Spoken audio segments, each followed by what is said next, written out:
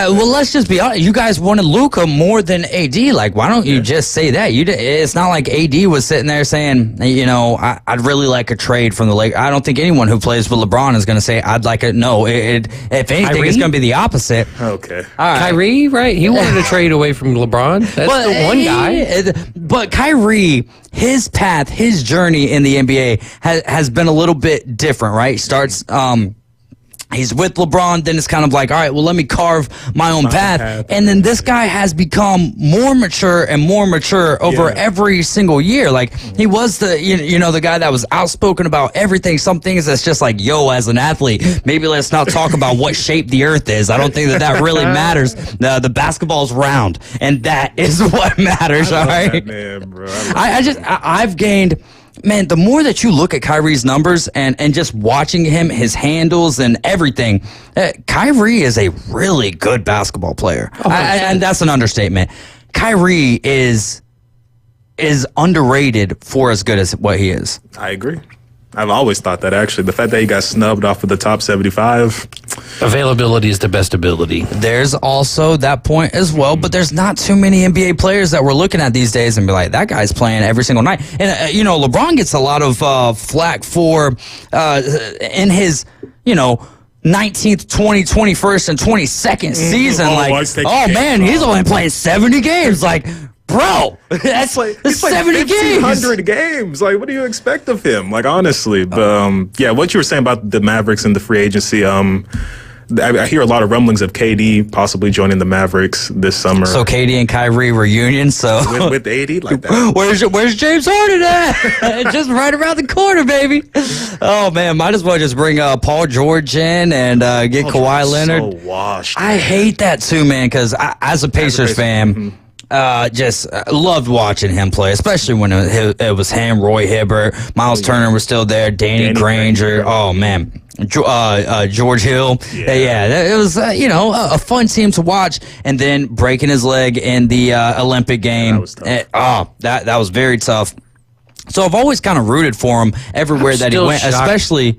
I'm sorry, but I'm still shocked they haven't gotten rid of those stanchions behind the basket after that Paul George thing. Or letting, and I get it, presses. But having, it would be one thing if there was one on each corner. They can all get those shots, right? But the fact that you've got a whole line of people and these guys jump out the gym, you think they're going to go from the baseline and just stop right there? No. Go back to COVID and put one of those plexiglass things up right there. It'll be a little bit hockey. I mean, my thing is I understand that these arenas are big and they're huge, but there's no way to just hang the basket from a contraption on the ceiling of some kind to just let it hang down, and then there's no stanchion. There's no injuries to worry about. You can sell more tickets that way, too. You could do that, and then we'll have a new guy like Shaq coming in and instead of tearing the board down, the roof just comes down, and then next thing you know, big lawsuits are on hand. 24 basketball players have died because I'm sure there's engineers out there that can figure it out. They don't all work for the Tampa Bay Rays in that dome. Well, is that not a wild situation? We've got to talk a little local. You guys are riding with the Afternoon Underdogs. 850-215-6290 is the number to call. This is ESPN Northwest Florida, your home for the SEC champion Auburn Tigers. 104.3 ESPN Northwest Florida presents the madness of college basketball. 68 teams, 32 conference champions, but there can only be one. ESPN Northwest Florida is your exclusive radio home for the NCAA College Basketball Tournament. This is Joanna with your latest forecast on ESPN Northwest Florida this Wednesday. The rest of the day, sunshine and 65 with a strong breeze around 22 miles per hour coming out of the west. Tonight, a wind coming out of the west-northwest at 20 miles per hour and clear skies with lows around 48. Tomorrow, sunny with a gentle breeze and a temperature near 63. Moving into Friday, about the same with a high of 68 and mostly sunny. This forecast is brought to you by Ellis Agency Insurance. Thank you for listening to ESPN Northwest Florida. Rely on it. Do you want to eat like a local? The Local 115 is now open. Local drinks, local sports, and local food. Delicious oysters, crab cakes, steamed seafood, gumbos, salads, paninis, wings, wine, and cold beer. Nothing fried. That's right. No fried foods at Local 115. Amazing local food with an exciting local sports and mural theme. Eat like a local at the Local 115. 115 Harrison Avenue, downtown Panama City. Stowbros Self-Storage, offering convenient, clean, and affordable storage for all your needs. Secure your items hassle-free with excellent customer service. Simply go to www.stowbros.com now to reserve your unit today or call us at 850-250-4414. That's 850-250-4414. Stowbros Self-Storage at 2726 East 15th Street for local service that can't be beat. Give us a call or rent storage online today at stowbros.com. Often imitated, never duplicated. The official sports station of the Panhandle. Now back to the Afternoon Underdogs. 104.3 ESPN Northwest Florida. We're back here in the doghouse with the Afternoon Underdogs. I'm David Hayes, along with Fano, also known as Adam Goff, Caveman Rick, and our good friend Banji Bomadella. He is the sports reporter for the Panama City News Herald, and he does a great job covering local sports here, especially for our high school athletes, but really all across the board. We were just talking a little NBA, but now we're going to dive into our local sports scene. Want to remind you guys that this is ESPN Northwest Florida, the home for the Coach James Hale Show in the morning. You can listen weekdays from 7 a.m. to 9 a.m. Feels like I'm watching a football game over here. Detroit now up 17-7 on the Phillies in the top of the ninth. But Banji, big week in sports. No championships going on that I know of. Was there any championships? No. Are we getting closer to weightlifting championships? Yeah, for boys, no, not yet. No. Not yet. Not Girls? Or did they already? Girls have? already happened, but the wrestling state championship is coming up. Wrestling state championships coming up. What can you tell us about that? Any names to watch, or we'll look at that next week? No, we have several names to watch, local names at least. But we have a list here for a lot of North Bay Haven boys. Koa Deloach from Guam. We have Preston Newfield, Bear Siegel, Alex Solorio of Rutherford, Jack Molnix of North Bay Haven. So we have a lot of local guys. David Drake from Bay. So a lot of local guys. Hey, there we go, man. North Bay Haven, Bay having some great success this year. That Bear Siegel name sounds pretty familiar as well. Coach Turnip Seed doing a great job over there with the Buccaneers. Well, let's dive into it. Each week we do our power rankings, Banji's power rankings, not ours, but Banji's power rankings. What is baseball looking like right now? Right now, so I'm going to go through it real quickly. We have Rutherford. They're 2-5 right now, so they have them at number 6. They just lost to North Bay Haven, didn't they? No. They beat North Bay Haven 13-3, I believe. Okay. Yeah. So then I have North Bay Haven just above them, though. They're 3-2. And then I have Bay High. They're at 5-3. I have them at number 4. Then Mosley at 4-4. I have them at number 3. And then Arnold at number 2. Arnold actually just lost the other night to Holmes County. And Holmes County is a good team. But, I believe on Tuesday, Max Preps had their rankings, or Monday, Max Preps had their rankings at Arnold as the number 32 team in the state of Florida.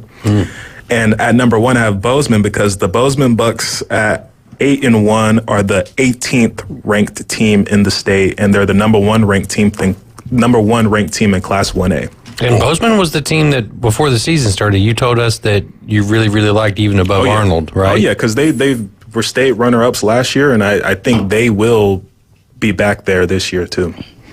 That is exciting stuff. We already got one state champion from the soccer team of the Arnold Marlins, Leah Willett from Rutherford as well in weightlifting, right? Yes, sir. We'll see if we can get some more in wrestling and in baseball.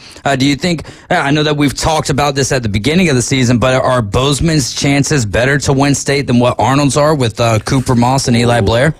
I do believe, because of how hard Class 4A is. Yeah. Because tomorrow night, like in terms of big games, tomorrow night will probably be the best game for Bay County folks.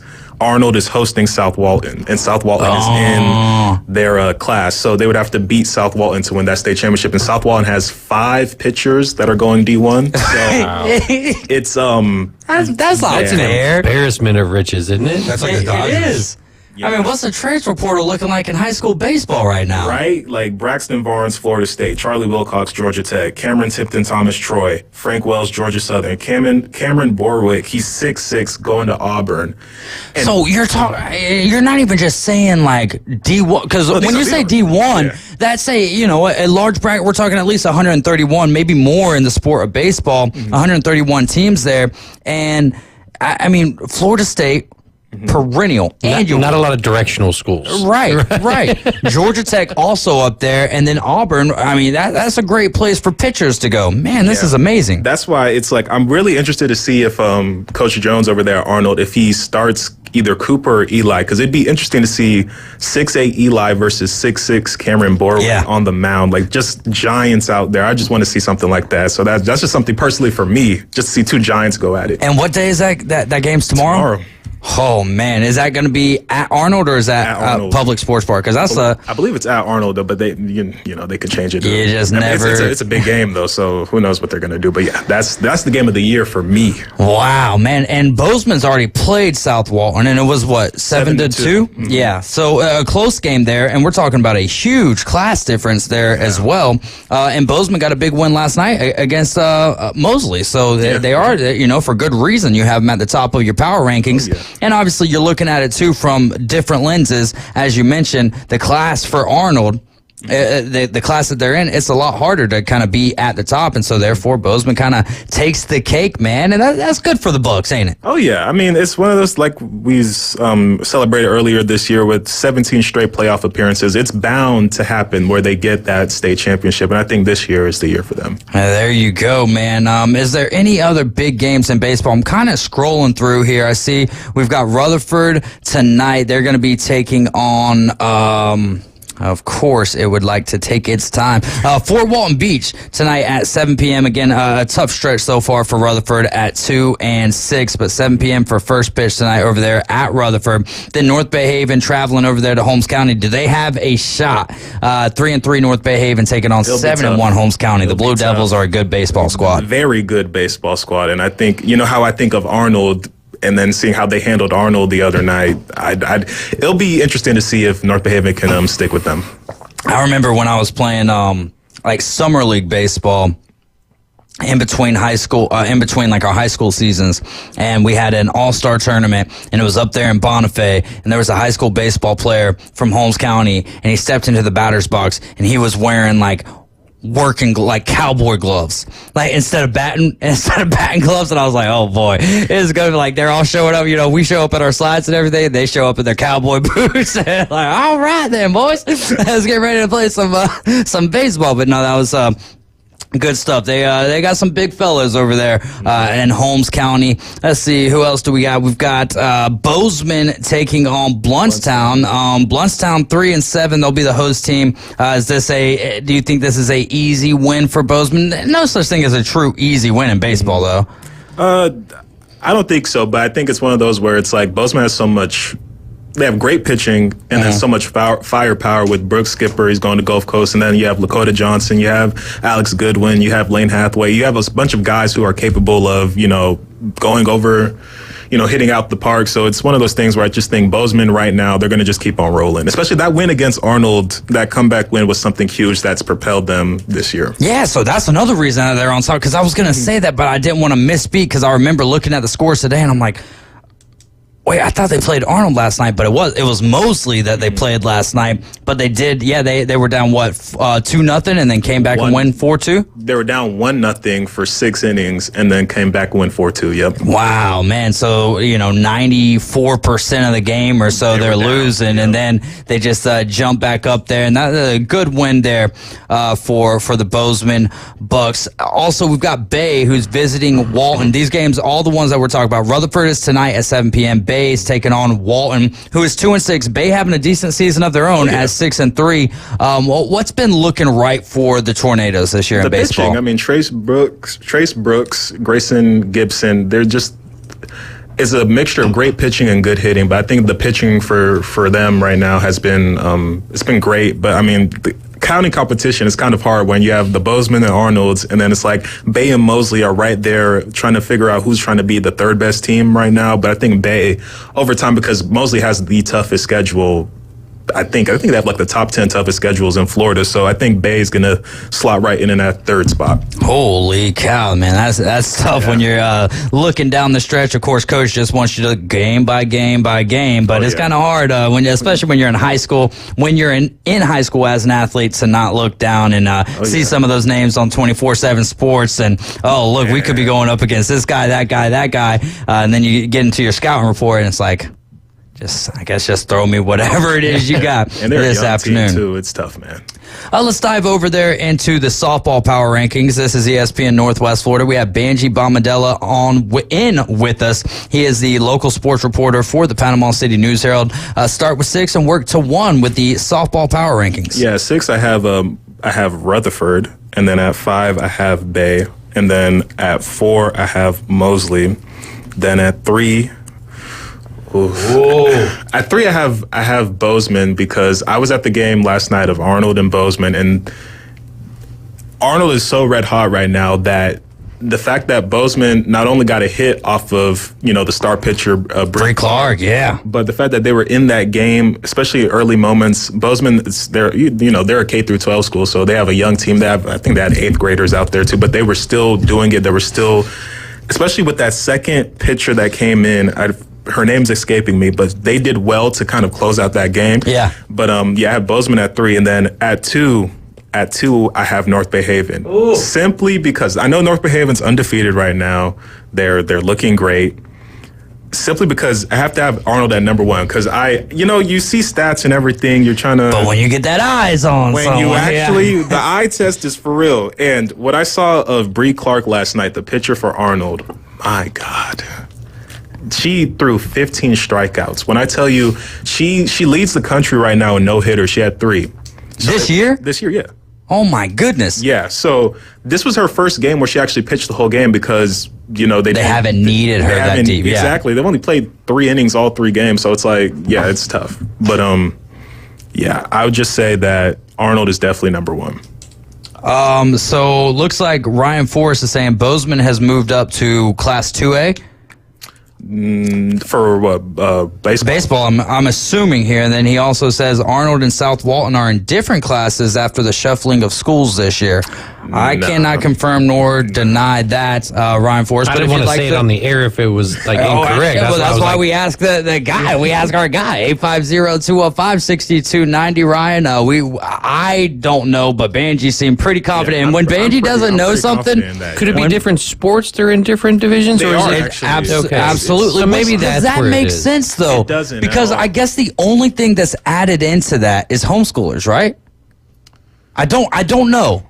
I don't know either, but The classes have never made sense to me. They change every 2 years. It's very confusing. It's one of those things where it's like, especially with like max preps, it's like for Mosley for football, I believe they're 5A. 5A. But for baseball, they're 6A. So I think it's a form of gerrymandering, man, where they can get certain schools and certain stuff where they want them. I mean, seriously. Yeah, I mean, why have it corrupted and kind of different like that? It sounds kind of fishy to me.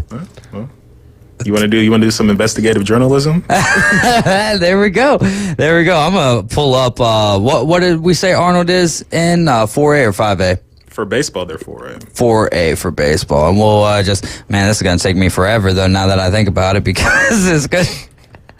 Oh goodness. So with softball, you brought up Bree Clark. How close is she to being able to get the strikeout record here for Bay County? Well, she already has the county strikeout record. That was 556. Did she get that last year? Yeah, she got that last year. That's right. She got 500 strikeouts last year. She ended the season with 759, I believe, right? So now she just crossed over to 800 career strikeouts in 4 games this season. So, if the math's its way, she's been averaging 13 strikeouts per game.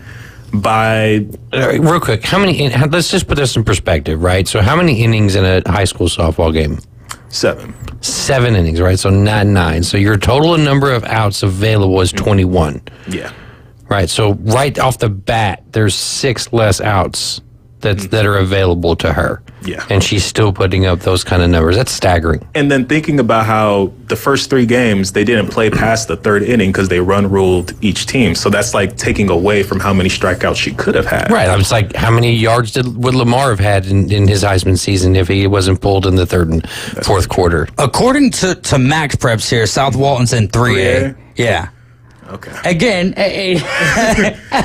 here's the thing, right? They won't even, like, FHSAA won't even announce that, like, there was a movement or anything. Yeah. You'll just see, next year, we're in a classification lower, and I'm just like, who decided? Does anybody ever raise their hand and go, why? The coaches, and then they ask, like, I remember asking some of the coaches about football thing, like football classification. They're like, dude, we just essentially go with what we're told. Like, we'll vote on whatever they ask us to vote on, and then outside of that, it's just it's a confusing situation. I guess when you have so many different schools, that makes it tough. But I mean, here's my only possibility. Maybe there's schools that are like they have the populace for it, but maybe they're just not a baseball town or whatever. So then they don't have a baseball team. So in order to be able to fill out a quote unquote district, they have to maybe kind of move and shuffle things around that way. I don't know. I'm outsider looking in, but maybe there's schools that are large enough to have a football team, but they just don't have a baseball team. So, or they don't have enough girls to play a softball team, so they can't have a baseball team. I mean, when I grew up, I don't know. I mean, seriously. It was like if your high school has 2,000 students, let's say, you're 6A, and then you're 2,500 to 3,000, you're 7A. But like here, when I first got here, they had the classifications of metro, suburban, rural, and all that. That just ended this year, right? This past year, yeah. So I'm just like, I guess now they're still trying to figure out the whole A's thing because, like, in Georgia and other places, we've been doing the AAA, that kind of thing. Yeah. But that's what we did. Like when I was in high school, it was A's. Exactly. Like just A's. There was no metro, suburban, like country, city. Like no, we weren't doing any of that kind of stuff. It was just about whatever the size of your school is. That's what determines what class you're going to be playing in. So, and I think that's kind of the right way to do it. Or you could do it like, what is it, Kentucky or Indiana? I believe with their basketball, it's just. Don't they just everyone plays? No, I mean, so there's different classifications, right? I mean, Kentucky does have like a tournament where, so there's a Sweet 16 that were the best 16 teams, no matter what class or district you're in. You end up going to Lexington to play in the Sweet 16, right? But with like football and stuff like that, so like for instance, I lived in Paducah, Kentucky for about a year and a half. When I lived there was 4 or 5 high schools, and after I left there, I would say maybe a decade later, there was 400 people in the population of Paducah, right? Yeah, no. 5 high schools. Oh, okay. There's more than that. Oh, okay. But like there was 4 or 5 high schools, and then a decade later, they built this mammoth school that they named McCracken County. And so then they closed 3 of the high schools, and so all 3 of those high schools ended up going to McCracken County. So they went from like 2A, 3A, football and stuff to now they're 6A, right? So they're going up against the big Louisville schools and things like that. So granted, it's a 3-hour trip, but but again, like, what do you do competitively, right? Like, I mean, you have these other schools that are in the surrounding counties that there's no way they could possibly keep up with essentially 3 schools, which is an all-star team. Yeah. Well, just put them all together, merge, put all the schools together for a football squad there. I don't know. It can be confusing at times, but when we get back, we'll look at Banji's Baller of the Week, beach volleyball, and perhaps some more NBA. We're taking your calls and texts right here on the Afternoon Underdogs, 850-215-6290. Right back after this. ESPN Northwest Florida presents the most college basketball. 3-pointer, college basketball is back. The Panhandle's destination for live play-by-play. The SEC, ACC, and beyond. Oh, you saw that coming, Rampant. The biggest games play right here. ESPN Northwest Florida. This is Joanna with your latest forecast on ESPN Northwest Florida this Wednesday. The rest of the day, sunshine and 65 with a strong breeze around 22 miles per hour coming out of the west. Tonight, a wind coming out of the west-northwest at 20 miles per hour and clear skies with lows around 48. Tomorrow, sunny with a gentle breeze and a temperature near 63. Moving into Friday, about the same with a high of 68 and mostly sunny. This forecast is brought to you by Ellis Agency Insurance. Thank you for listening to ESPN Northwest Florida. Rely on it. This is the sound of real people across Florida betting on sports. It's the sound of winning your bet, only on Hard Rock Bet. And if your first bet doesn't win, you get up to $100 back to try again. Hard Rock Bet is Florida's only legal sportsbook. Your home for betting hoops or any sport you choose. Download Hard Rock Bet now and get 2 shots at your first bet. Win, or you'll get up to $100 back as a bonus bet. Offered by the Seminole Tribe of Florida. Must be 21 plus and physically present in Florida to play. Terms and conditions apply. Concerned about gambling? Please call 1-888-ADMIT-IT. Tired of flipping through channels and finding nothing good? Introducing Lucid Stream TV. Get over 2,000 live streaming channels. Catch every game of the season with over 100 sports networks, including ESPN, ESPN Plus, the NFL Network, and Red Zone. Even pay-per-view events. Watch local network channels from most major markets throughout the country. Fox, ABC, CBS, and NBC. Just $41.99 a month. Cut the cord, not the fun. To get Lucid Stream TV, go to ESPNPC.com and click the Lucid TV logo. He stuck his head in the microwave and chanted Hot Pocket. Hot Pocket! Caveman Rick is part of the Afternoon Underdogs. Hope you're drunk or heading home to a trailer. On ESPN Northwest Florida. We're back. You're riding along with the Afternoon Underdogs. I'm David Hayes, along with Caveman Rick, Adam Goff, and Banji Bomadella. We are your spot for select Orlando Magic games here on 104.3, ESPN Northwest Florida 101.9 in Port St. Joe. Give us a call or text 850-215-6290. I got to read that. I don't know. I don't know if this was meant for the show or not, so I'm not just going to jump into reading stuff off here because you never know. Come on, Ron Burgundy. The teleprompter's going crazy. I was watching this show on Netflix last night. It's a limited series called 0 Day, which has got Robert De Niro in it. Man, if you get into those like thriller type shows, which normally I'm just like all about the comedy, but it was a good show, man. It was highly political type deal, you know, and just like, oh, this could be realistic, man. This could be realistic. Like, it's called 0 Day because, well, I really don't know why, but I do know that like all the electricity across all of America goes out at like one time for 1 minute and 3,000 people die. And so then Robert De Niro gets placed in this like special commission, which is like no holds barred. Like they can do whatever they want to do, you know, like bring in people, waterboard them, you know, like whatever they got to do to get information out of them. They're not supposed to, but they do it anyways.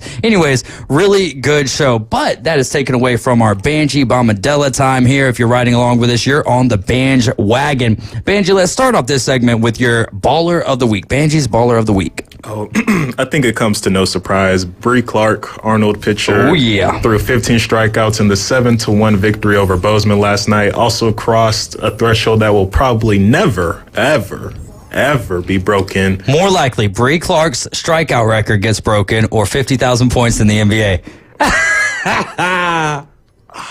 You know what? 50,000 with all the 3-pointers. That one's more likely to get broken because you have to be a special kind of talent in Bay County to do that. Yeah. And there's good talent in Bay County across the board, and we're getting better. Yeah, we're getting better. So, like, I just don't see it. Like, she almost threw 300 strikeouts last season alone. Yeah. So it's like you have to be somebody special. I don't think it happens. When you're looking across the board at stats, that's not, you know, I haven't gone through max preps and you know, looked across the board at pitching statistics here in high school softball. What's like the average? Not looking for a specific number or anything, but what's like the normal amount of strikeouts that you see from a pitcher in softball? 100, 150. So doubling up essentially. Oh yeah, like who's the next best softball pitcher in the county? I'd say Addison Mallon of North Bay Haven. Yeah. She averages around similar double-digit strikeouts per game. So she's up there. And it's with North Bay Haven where you can play starting at like 6th grade. Right. So if they have a 6th grader who can be elite as Bree Clark from 6th grade all the way to 12th, who knows? Doesn't there have to be an asterisk behind that, though? I would be, no. 6 years of being able to play. What is that? 6th, 7th, 8th, then 4. So that's 7 years. Like, well, I mean, it's like with the college football. We have these super seniors who was it? Cam COVID Ward? years. Yeah. Cam Ward, who has the all-time record, and how many years did he play? You have Dylan Gabriel, who seemed like he played for 9 years. Like, you do have a point there, and that's kind of across the board. We have the different eras in baseball. You know, you got the juice ball, steroids, all of those different elements of the game that can help some players and hurt other players at the same time. So no one ever. About that. Go ahead. Which one do you see more as like an infraction, like Pete Rose with the gambling, or like Barry Bonds with the juicing? Like, which one is worse in your eyes? Do you know how good of a question that is? Because neither one of those things bother me. The steroids don't bother me because at the point in time when they were starting to get busted for all of this, not technically illegal.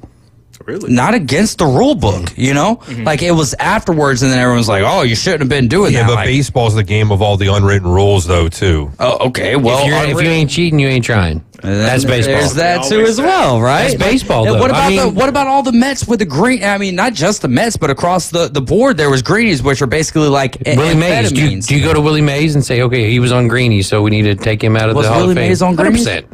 What about the Black Sox That doesn't scandal? change my mind on him, though. It's just one of those things that there's like, do I hold Ken Griffey Jr. to a higher, do I hold him to a higher regard than maybe Barry Bonds? Like, Barry Bonds, to me, if someone says best baseball player of all time, I'm not going to argue with you. No, you're right. What about Ichiro and all the hits, and he was clean? All right, that's exactly what I'm saying, though. It's like, I'll say Ken Griffey Jr., I'll say Ichiro. Like, to me, those guys are a little bit more special, but I'm not going to knock the guys who, honestly, without them, do we even still have my favorite sport of all time? I don't know if baseball's around without the summer of '98. If you're a baseball fanatic like myself, you know, and you're in my age range, right? Because if you're in the younger one, like, you don't understand what baseball went through with all this stuff. You can read it. Even myself, you can read up on it. You can watch YouTube videos on it. But it's a different experience. Right. And I was young, so So I was just like, heck yeah, McGuire, Sammy Sosa, baby. So when baseball had the whole lockout, number one, that just crushed people's souls. Especially for purists. Like, 100%. At that time, I guess everyone was still baseball purists. Most of them, but most of that crowd, though, was get off my lawn now. Yeah. You know what I mean? Yeah. That's their age range, right? Right. So, but what McGuire and Sosa did before Bonds brought not just eyes back to the game, it brought generations back to the game. And not just that older generation. A lot of that older generation is stubborn, and that's the reason that you see some of the nonsense going on in the Baseball Writers Association of America, right? With the way they vote and how they vote and who they vote for. It's that same generation. They're in that same line of thinking of, the baseball purism and all this other stuff. Well, what McGuire and Sosa did for baseball, and then what Bonds did, was absolutely necessary. Baseball turned the other cheek. They said, we're just going to let it go because we need this. And then after it started becoming a quote-unquote problem, right, because of the optics, then baseball said, well, now we're going to turn our dogs on you, right?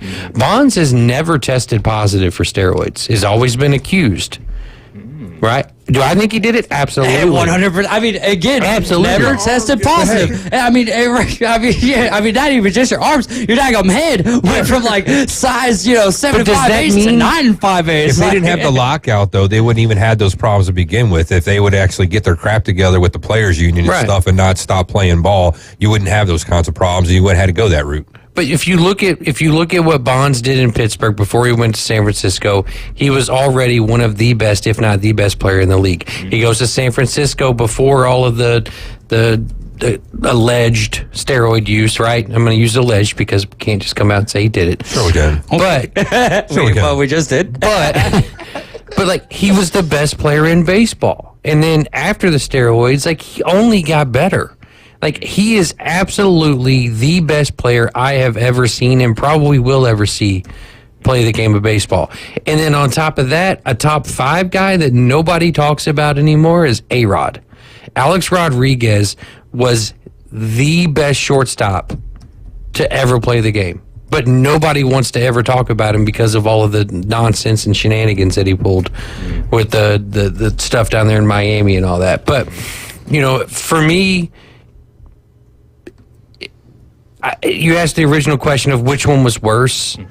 I think, honestly, even as a Reds fan, I think it was Pete Rose doing, you know, the gambling. Worse? Yeah, because you're the manager of the team, man, and even if he did bet on his team to win every single time, you still have an avenue, a way to change the outcome of that bet, right? So that for me is not okay. Now, in the long term, do I forgive him for it? Absolutely. Well, he's dead. You have to. Well, but even before he was dead, I did, right? But I mean, that's Pete Rose is how I got on this show. Yeah, that is true. So Pete Rose in the Hall of Fame. So for me, it was a bigger thing than what the steroids were. Now, if people don't like the steroids, that's fine. But you know what? Baseball needed at the time, and to a certain extent, they probably still need it today. How are you going to say? I don't disagree with you that much. But I will say, I think that every team should be able to have, like, their designated hitter should be pump it up, baby. No, and what I mean by that is you get one pitcher that could use sticky stuff and one batter that can use steroids, and then you have what's that new the stupidest rule of all the. It's not an actual rule, but like the golden card or the golden player. Yeah, the golden player. Like, all right, we're gonna go ahead and let Shohei back to back here. Right, stupid. But it's not happening. No, it was more something to get. Manfred was actually smart about doing that at the time he did it. It was right around the Super Bowl, and he said, "I need some eyes on baseball. I'm thinking about doing a golden player rule where it was like you could substitute, even if that batter just made an out, you could bring that batter back to the lineup at any point in the game, but you could only do it one time a game." Stupid, but it is what it is. But what I mean by steroids in baseball is they pay these guys millions and millions of dollars guaranteed, right? It's the only sport that really does it. Right? I mean, if you need to use steroids, if you need to use steroids to get these guys rehabbing faster to get them back on the field, I'm fully okay with it. Now, does that mean I want them juicing up right before the game and they're no, because that's not when you do it. No. You got to do it at the right times. But if these guys need this help to help with their rehab, yeah, look at me, bro. But if these guys need that to help them rehab and get back on the field faster because it's better for the game, then absolutely do it. See, I'm jealous. I missed out on all that. Like I grew up on like the back end of Ortiz.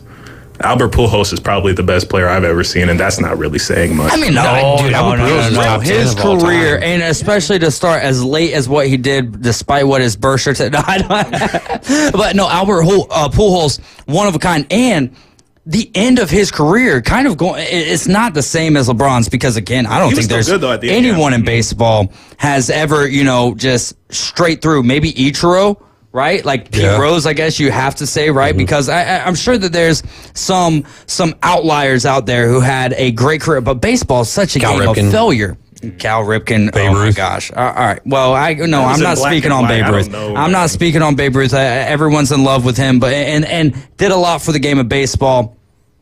To me, I'm just saying, I don't know. I don't know, and go back. Even you watch any of that, I'm not going to sit here and champion a guy who got struck out by a girl. I'm joking. People can argue right now. That did happen though, but I'm joking. Alex Ovechkin right now for catching Gretzky, and he's averaging 35, 40 goals his whole career. Right. Every season. But Pujols, for him to get to 700 though, I mean that was a special thing for anyone who followed baseball, right? And for you, a guy who growing up, you're watching Albert Pujols because it's not baseball didn't just purest goal scorer die off. It didn't just die off, but it's gone through peaks and valleys like every sport. Right now, I think you could say NBA to an extent is in a valley.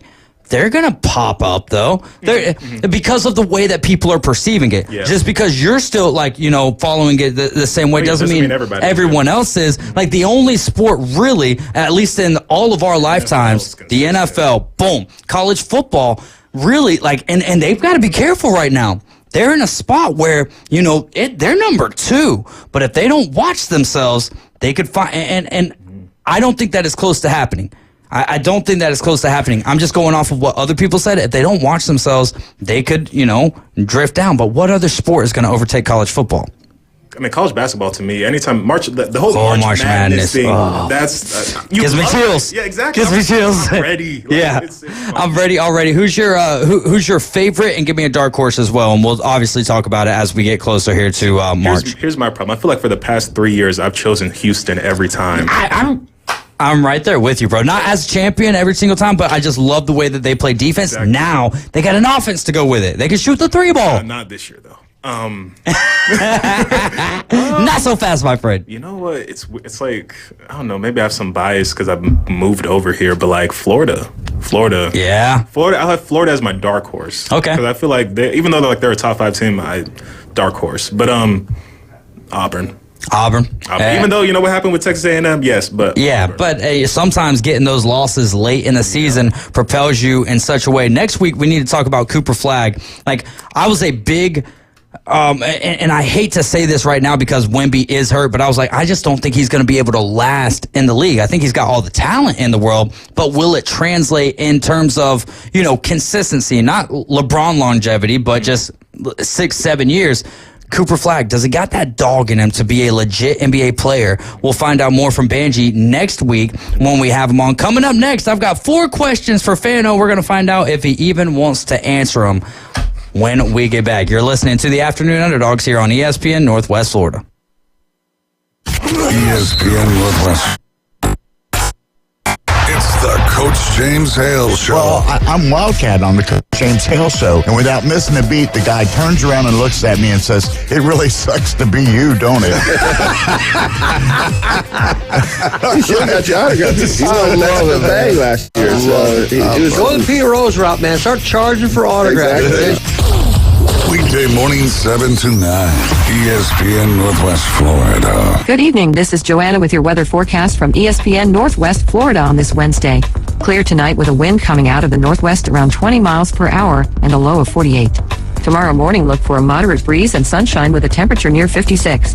The afternoon and evening, a high around 62 and sunshine. Friday, quite warm with a high of 67 and mostly sunshine. This weather forecast is sponsored by Mid-South Lumber, the best little lumber yard in Panama City. Thank you for keeping that dial on ESPN Northwest Florida. Rely on it.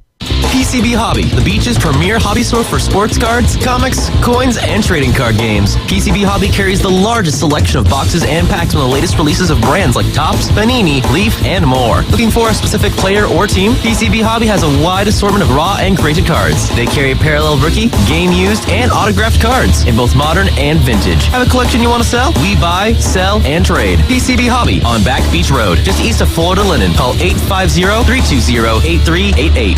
Powered by Panama City Toyota. Your home for Auburn Tiger basketball.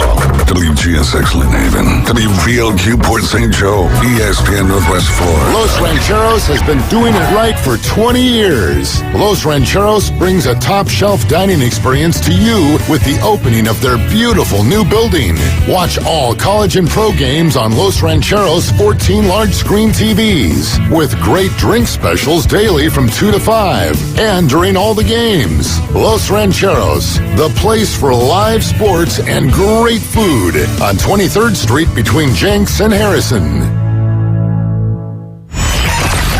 Hometown sports talk from hometown hosts.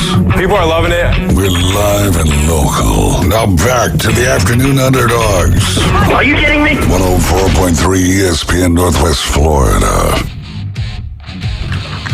We're back. It is hour number 2 of the Afternoon Underdogs. I'm David Hayes along with Caveman Rick, Adam Goff, and Barbie Morgan. Hilliard, ESPN Northwest Florida, presenting the Big Bracket Challenge. You can take your madness to the next level. Compete in the Ultimate Bracket Buster against other ESPN Northwest Florida listeners and staff. Go to ESPNPC.com and click the Big Bracket Challenge. All you got to do is listen to Selection Sunday coverage starting March 16th at 5 p.m. Then fill out your brackets. Go to ESPNPC.com and click Big Bracket Challenge. For more fun, invite your friends and coworkers to join the madness. It's free to sign up, and you might win. I don't even know if I want to say that out loud. You might win prizes. I'm not going to say the other word here because I can't verify that that's actually happening. But I'll talk with Bone Crusher. That's brought Here's to your you. pat on the back. Yeah. Brought to you by Panama City Toyota, PCB Hobby, and Pepsi. Morgan, how are you doing this afternoon? I am doing fantastic. How are you guys? I have not been hit by a deer lately, so I am doing just well. Jimmy says, "Go Tigers." Go Tigers! Yeah. You know who did get hit by a deer? Whoever played the Milwaukee Bucks. Grandma? I thought you were going to say the A&M Grandma Aggies did baseball get- team. she got ran over, deers. by a reindeer. The A&M Aggies baseball team got hit by a lot of deer this Listen, weekend. listen. Yeah, they. I can't hear you. We'll wait I till can't like hear you. 5:40 or so Okay, all right. to dive into college baseball. Maybe 5:20. You have more on college baseball than you do the Burnerverse. Absolutely, yes. Disappointing, for sure. but nonetheless, we will head in that You don't want to direction. talk about sick, nasty uniforms with me? I'll just go Oh. home. I don't even know why I All drove right, out we'll here. see you next Wednesday around the same time, or maybe same come in a time. little earlier. We'll see. Same time. All right, let's see here. 4 questions for Fano. I try to do this business a favor by printing on the back and front of every sheet, but it just gets me so disorganized every single time. My question for you, Fano. Should the Vikings keep Sam Darnold or lean into J.J. McCarthy? What should the Vikings do? They can keep both of them, but what do you think they should do? I think you go back with Sam Darnold, man. I think you try to run it back. You've got the reigning, coach of the year there in Kevin O'Connell. Shore up the offensive line. I think I like their weapons. I felt like offensively they were good. Defensively they were good. They just had some lapses there toward the end of the season, but I think you got to give Darnold another chance to make a go at it. And it's a shame for J.J. McCarthy. Obviously, he was injured last year, so it really wasn't a hard decision for them to make because they already had Sam Darnold in the fold. But I think you got to try to run it back with Sam Darnold. Okay, Morgan, what do you think? You don't care? I have no thoughts on this topic. Well, all right. So, college guy or kind of established pro? Which one are you I going with? know who they established are. pro. I know who they are. Established I just pro. don't really have thoughts on it. Remember last week when we were talking about the stats or situational? I feel like that's the same kind of scenario here. If it's me, I think I'm going to go with someone who I already know can do the job. Mm-hmm. There we go. All right. Well, I echo those. I don't care either. No, I'm just kidding. I'm a big proponent of Sam Darnold. I've liked him over there since the Rose Bowl in his final season. And what he was able to do. I think you go to the kid, you save the money, use the money in other places. Yeah, I'm done talking about it anyways. That's Go the ahead, judge. Babe Eric. Respect Finish it up. him. I mean, sometimes throw him out of your court right now. He doesn't deserve it. I think I have a higher chance here of throwing him out of the court. No, I'm just kidding. Overruled. All right, Bailiff. so you go to the kid Remove here. him from the court. Why do you go to the kid, Judge? You go to the court, you go to the kid, you save the money, you spend it other places, you protect I didn't the know we were in quarterback. family law right now. Sam Darnold, he's going to command $40 million plus probably on the open market, more than likely. You're not going to be able to pay him that, so you're not going to be able to keep him happy. So you let him move on, stick with J.J. McCarthy, and hope for the best. I guess that they're... Go ahead. I'm sorry. Is Sam Darnold a free agent right now? Or are they working? Yes. Okay, he's a free agent. Yeah. Okay, He I is. just had to make sure. They're going to let him go to free agency. Basically, even though we're hearing about signings and stuff right now, unless you're signing with your former team, nothing will become official until March 12th. That's when the new season starts. It's tough for me because if I'm the Vikings, if it's my decision, Sam Darnold 100%, because now we have J.J. McCarthy, who's actually healthy, who can actually practice with Sam Darnold, who can actually learn at this point in time from Sam Darnold. And you've got your backup. Right, and you have your backup. And that's something, you've been harping on it for 2 years now, right? Like, teams are going to need to have not just 2 quarterbacks. Really, you're going to need to be 3 deep at quarterback. You've got your elite, then you've got your, could be really good, and then you've got your who knows what in the heck they are, but we'll see how it plays out. I like what Sam Darnold did last year. A lot of people are going to point to weeks 15, 16, and 17 saying, is he really, as good as what he looked for the majority of the year? And it's like, well, look what he did for the majority of the year and then kind of ran into a buzzsaw at the end. I don't know. Yeah, I don't know. I definitely go Sam Darnold. And also, I'll point to this. Is J.J. McCarthy's hype basically built on a Michigan national championship? Because were any of you guys impressed? Like, did any of y'all feel like J.J. McCarthy was the reason? I don't want to say the reason, because sometimes just being a great leader can win you a national championship. But were y'all ever like, man, that J.J. McCarthy guy is going to be a heck of a pro? I'm so glad you went there with this topic, because I was going to say essentially the same thing. You have notes on this one. Oh my God, here we are. Yes, I'm in the room. I just wasn't very, I think I can speak for a lot of people, not very impressed with this year's quarterback class, the product and what they're putting out and the way they carry themselves. There's just not a lot out there to, in my opinion, to truly be valued, or one that separates himself more from the rest than anyone else. Honestly, there are some goods mixed in with the great, but they're not too far in between either. I mean, there's not really a lot of product, I think, in this class specifically. So, I mean, yeah, you could train with them, but is it the highest thing on your roster that you really need? I just don't see that being the biggest issue on a lot of the NFL teams. So if you were to have to pick between Cam Ward and Shedeur Sanders, who would it be? I'm not picking either. So you're taking Quinn Sewers then? All right, that's your Tyler Shough. Hey, Tyler Shough. Hey, I listen, man. I will say this, and I've never taken you for one to be like just blowing up your teams. I know that you talk more about your teams, but don't we all, right? Yeah. Right. When I'm watching the NFL Network and stuff, it's like Tyler Shough. It's like, okay, all right. Well, the guy's doing something, right? And we'll see. But again, for me, he's a guy where I don't know where that ceiling is at all. Maybe his floor is better than some of the other guys' floors, but I still can't even see that. But we'll have to wait until he actually gets into his NFL career, because I know that you will be following it very, very closely. Not as closely as Lamar Jackson's by any stretch of the imagination. But question number 2, we already talked about Sasaki, the Dodgers pitcher, and how he dominated the Reds last night. It was just spring training baseball, and what was it? 3 innings in relief of Yamamoto. Who has a better season this year? The rookie, but he's like 26 years old, right? And Sasaki, or will it be Paul Skeens with the bad mustache? Or is it a good mustache? I forget what you've said about Skeens. Actually, Paul he has Skeens. a beard now. It just doesn't connect. He's got like a little chin thing. I know how that goes.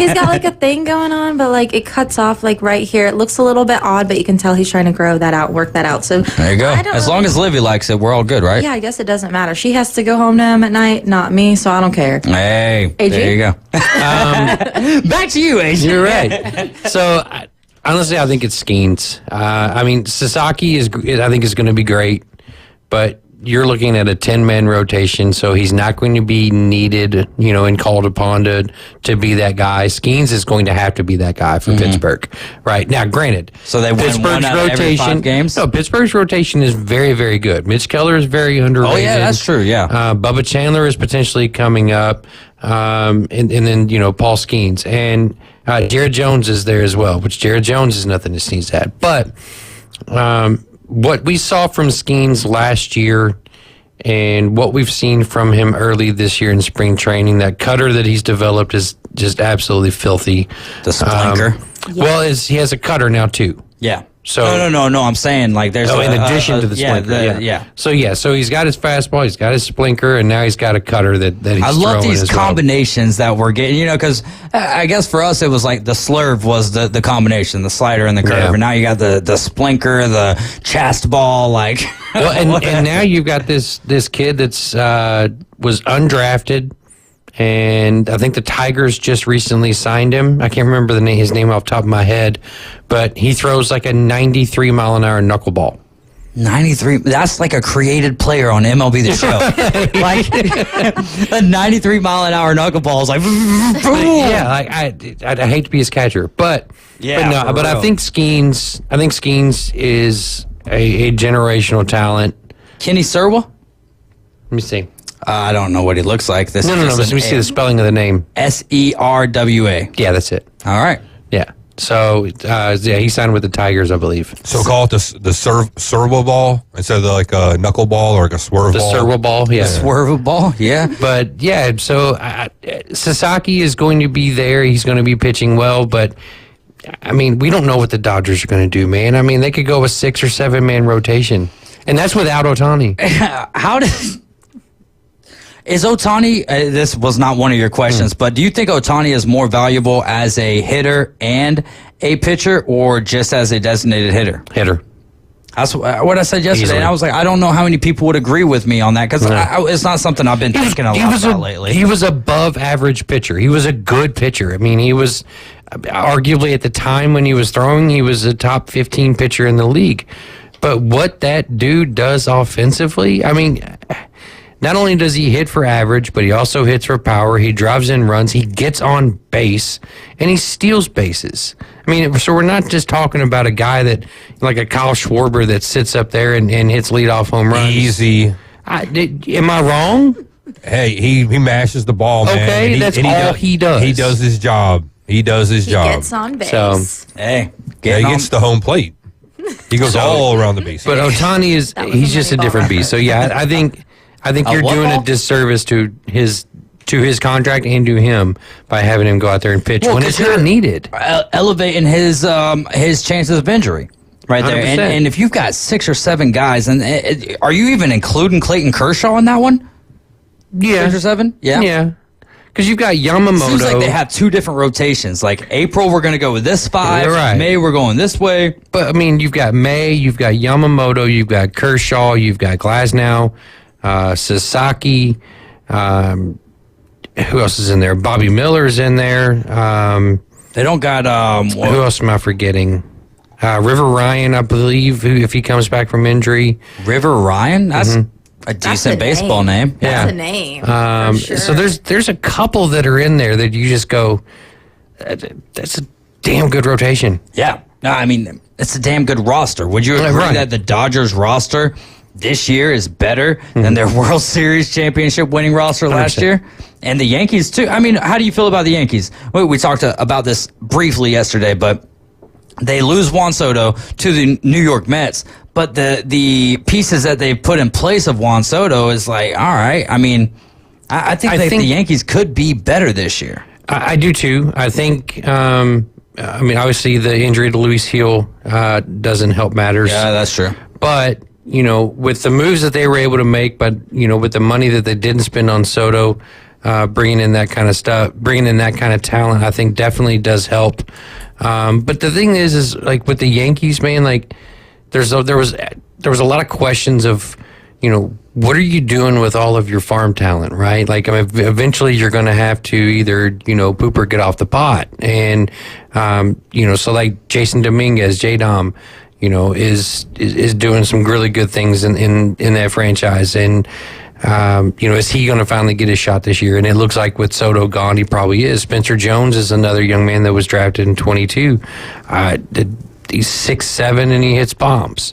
So they got another Aaron Judge out there, but I think probably a little bit lesser of a bat. But the Yankees are going to be really, really interesting to watch. The entire AL East is going to be interesting to watch because not only did the Orioles get better, even though they lost Burns and Santander, but I feel like with what they have coming up, they're going to be better. I think Grayson Rodriguez is slated to be the next guy up for Baltimore. We talked like a couple weeks ago, or maybe even last week, about the Blue Jays and what they were able to do in the free agent market. So AL East is going to be really, really good. Red Sox, obviously. That's a normality for Major League Baseball is the AL East having a juggernaut division. My last question for you. What's that? Go to 4. Yeah, that's what I'm doing because we kind of already talked about number 3 to start the show out. And I have a feeling of who you're going to go. I kind of set this question up, set this ball on a tee for you. Your dark horse to win it all in March Madness this year. Who do you think I was going to say? St. John's. 100%. Yeah. 100%. Yeah, St. because we John's kind of talk about these things every now and St. again. John's is scary, okay? The way they play defense, their guard play, they don't shoot particularly well, and they have Rick Pitino, right? I mean, that team is if you watch St. John's at all this year? I think I've watched like 2 one games. of their games. Oh, man, they're so fun. I like just watching him on the sideline because he's like an old school coach, you know? They remind me of those really, really good Louisville teams that just got after you defensively, and they would dare the officials to call a foul because you could probably call a foul on every play, but the officials aren't going to do it, and Rick Pitino knows it, so he's like, just go. Just be physical, be aggressive. That's a team that, like, I was talking with my brother and my dad about it the other day. It was like, Louisville's finally in the tournament again. We're relevant. Like, we're going to be like that 5 to 7 range, depending upon how things shake out. But, Auburn is scary, but I think we've seen them be, kind of... They've came to earth 3 times this year. Right? So, they got beat by no name last night. I think outside of Auburn... I think the one team I don't want Louisville to have to face is St. John's. And not just because they're good. I don't want Pat Kelsey's revival year to be ended by Rick Pitino, right? It's not a good look for the justice. Well, but it's not a good look for the program. Right. And I don't want that for him because there's still Louisville fans that just pine for Rick Pitino. Yeah. Right? It's a smaller number. Any chance? No, hell no. Is there any chance that Rick Pitino's coaching elsewhere other than St. John's next year? I don't think so. So you're kind of off the. You don't want to see him go to Indiana? I would love for him to. Or you don't think Indiana's going to get rid of their coach? Indiana is losing Woodson. Oh yeah, that's right. But I don't think Pitino wants to leave St. John's. He's from New York. He's in New York now. Perfect Why would setting. he plays in the Mecca? That's where he wanted to be. So have at it. Yeah. But it would be cool. I mean, that from a traditional standpoint. Tradition standpoint between Louisville, Kentucky, and IU, him coaching all 3 and leading them all to a Final Four would be absolutely epic. Yeah. But I think he's probably good in New York there. Are you sure about that? Mm-hmm. All right. Well, we'll see, man. St. John's definitely could be a dark horse. I mean, you can never count out Tom Izzo and Michigan State. You got the Florida Gators. When was the last time would we consider, though, because that was Banji who said Florida Gators as a dark horse, would we consider them to be a dark horse? I think that they could they beat Alabama tonight, and they could be a number 1 seed going into the tournament. I don't necessarily think they're a dark horse. They're a dark horse in terms of where they started this season and where they are now versus where they are now and where they could potentially be. Right. But in terms of looking at it right now, no, I don't necessarily think of them as a dark horse. Now, again, I said St. John's. St. John's is probably going to be a 2 or a 3 seed. Yeah, that's a good point too. But so we need to go 5 or lower once we get the bracket out. Dark horse versus Cinderella, right? There's a difference. Yeah, there is. I think there's a difference. Yeah. So I agree with that too. But we see 2s and 3s and even 4s winning the whole thing. Mm-hmm. So we'll get a little bit closer, get to Selection Sunday, see the bracket, and we'll dive into Cinderellas and dark horses. You guys are riding with the Afternoon Underdogs. Coming up next, Morgan is going to take us around the horn, which is going to be ending in May, but she's going to take us around the horn in college baseball. So that's all up to her. I'm going to take a 20-minute hiatus. Got what you were talking about. Lights are on. Yay! All right, somewhat. So we'll be right back here with Morgan Hilliard. Keep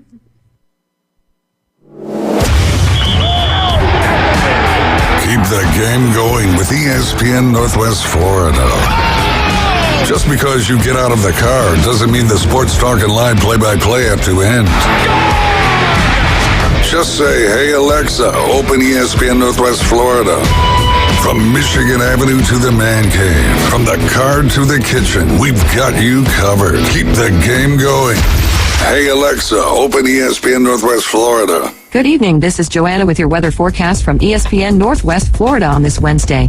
Clear tonight with a wind coming out of the northwest around 20 miles per hour and a low of 48. Tomorrow morning, look for a moderate breeze and sunshine with a temperature near 56. The afternoon and evening, a high around 62 and sunshine. Friday, quite warm with a high of 67 and mostly sunshine. This weather forecast is sponsored by Mid-South Lumber, the best little lumber yard in Panama City. Thank you for keeping that dial on ESPN Northwest Florida. Rely on it. Are you looking to invest in rare coins and precious metals? Well, look no further. Coin and Bullion Reserves is Bay County's trusted source for rare coins and precious metals. Located in the heart of Panama City, our showroom is stocked with a vast selection of gold and silver bullion, rare coins, and currency. Whether you're just starting out or you're a seasoned collector, we have what you're looking for. Our sales staff has over 50 years of experience to help guide you through your purchase. Come and visit Coin and Bullion Reserves today and build your collection with confidence. It's the ESPN Northwest Florida Hall and Arts Magic Express. Hey, Jason. Yeah. Dude, are you ready to go on the ultimate road trip to see the Orlando Magic? Well, hell yeah. You won the Holland Arts Magic Express, dude. You're going. Hell yeah. Let's do it. Sponsored by PCB Hobby, Panama City Toyota, Holland Arts, and Fairfield Hampton Inn on Thomas, and Home 2 Suites. We're going to take you there. We're going to put you in a hotel, and we're going to stuff you full of food during the game in a luxury suite, bro. Man, that's awesome. That's fantastic. We're taking a busload of sports fanatics on the ultimate road trip to watch the Orlando Magic play the Sacramento Kings March 29th at the Kia Center. Hey, man, that's great. I really appreciate it. Love hearing you guys. ESPN Northwest Florida. Hey, man, that's awesome. You just made my day. I appreciate it. Thank you. He's so old, he buys his clothes at the same store he buys his groceries. Are you wearing a grocery bag? I talk sports in my underwear. I'm gonna wear nothing but a thong and a top hat. Caveman Rick is part of the Afternoon Underdogs on ESPN Northwest Florida. What's going on? You're back in the doghouse riding along with the Afternoon Underdogs. Tuned into ESPN Northwest Florida, 104.3 in Panama City, 101.9 in Port St. Joe. And we're taking you on the Inside Drive weekdays from 11 a.m. to 1 p.m. I'm David Hayes along with Adam Goff, Caveman Rick, and Barbie, also known as Morgan Hilliard. Morgan's doing wonderful today, so we're going to skip the pleasantries and dive right into it. Tell us about your Aggies last night, taking down the number one team in the land, the Auburn Tigers. I'm going to be very honest with you. I was very surprised by this. I was very surprised. I think we all were. Our last There's a buzz about the program right now. Yeah, there is. I love that. Was punny. Punny. I wasn't expecting this, truthfully. I thought maybe I was the curse why Aggie basketball wasn't winning anymore, so I just stopped watching, and I only watched, but I box watched on my phone as I was watching Aggie baseball. But anyways, I guess all the curses are due to be broken because there was a Twitter user who pulled one out of his pocket and took a drive down to a cemetery in Snook, Texas. Do you know the lore on this? I do not. No. Snook, Texas? I know about Snook the fish, but I don't know about Snook the Texas. Snook, Texas. It's about 20, 30 minutes outside of College Station. This is supposedly where Chris Del Conte and Schlossnagle had their conversation after Omaha for Schloss to go to Texas. So he went to this cemetery and he posted this photo and he was like, the curse is now broken. I came to the cemetery, just had to make a drive. And that night, Aggie baseball won. And he was like, and I also did this for Aggie basketball. So did the conversation happen at the cemetery? Supposedly it took place at this. Supposedly he was waiting for Schloss to get home at the cemetery, just chilling, sitting at the cemetery. How weird is that? You tell me. That's creepy. The look on your face is telling me you're terrified. Which is really, really weird. Like there's so many other places you could have a conversation and you have it about this issue just chilling at the that cemetery. location. Just chilling. That's like mafia type stuff. Meeting It at is, some it's- like weird location to have a conversation because you know nobody's got it bugged and nobody's like listening in. Yeah. Right.